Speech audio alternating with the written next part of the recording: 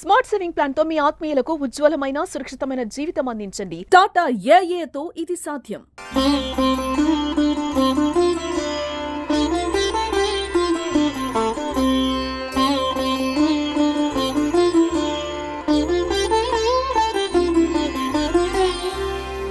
శ్రీ గురుభ్యో నమః. అందరికీ కూడా వినాయక చవితి శుభాకాంక్షలు. గణపతి అనేటువంటిది ప్రథమ ఆధారణతో వచ్చినటువంటిది. ప్రథమ పూజనీయమైనటువంటి గణపతి ఈ యొక్క లోక కళ్యాణార్థమై వచ్చాడు.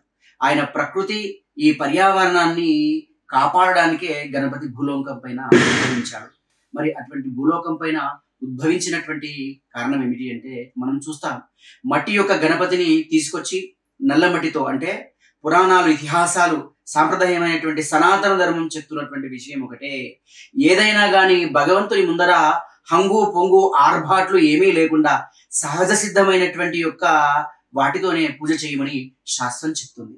మరి మన ఇంట్లో కూడా మనం వినాయక చవితిని ఏ విధంగా ఆరాధన చేయాలి, మరి పాతకాలంలో ఏ విధంగా చేశారంటే, వాళ్ళంతా కూడా ఇంటి నుండి ప్రొద్దున్నే బయలుదేరి టేకుటాకులు, టేకు పువ్వు, వెంకయ్య పువ్వు, కింద కూర్చుండబెట్టుకునేటువంటి పత్రము, దానితో పాటు 21 రకాల ఆకులు, మందారము, బదరి, చూతపత్రము, శమీపత్రము, బదరీ పత్రము, ఇవన్నీ కూడా 21 రకాల యొక్క ఆకులతో తీసుకొచ్చి ఆ గణపతిని ఆ వెంకయ్య పత్రము కింద పరిచి మట్టితో చేసినటువంటి ప్రతిమను, ఈ మన చెరువులో ఉన్నటువంటి నల్ల మట్టితో చేసినటువంటి ప్రతిమను చేసి ఆ యొక్క తొండాన్ని, చేతులని యథావిధిగా చేసి నిర్వర్తించి పూజా మండపంలో ఉంచుకొని చేసేటువంటిది.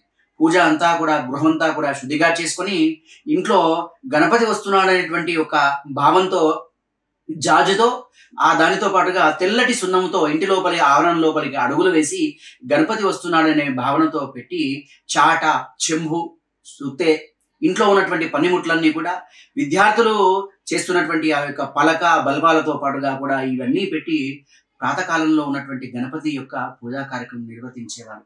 గణపతికి అత్యంత ప్రీతికరమైనటువంటివి సామాన్య వస్తువులే.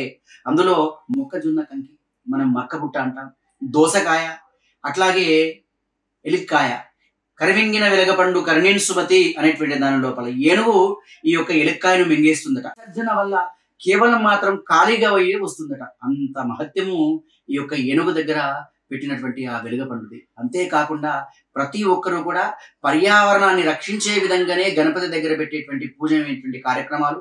ఆ మట్టి తీసుకొని పోయి మళ్ళీ పూజ చేసినటువంటి తర్వాత చెరువులో వేస్తే చెరువు కూడా పవిత్రమై ఈ వాతావరణ కాలుష్యం నుండి కూడా దూరమయ్యేది.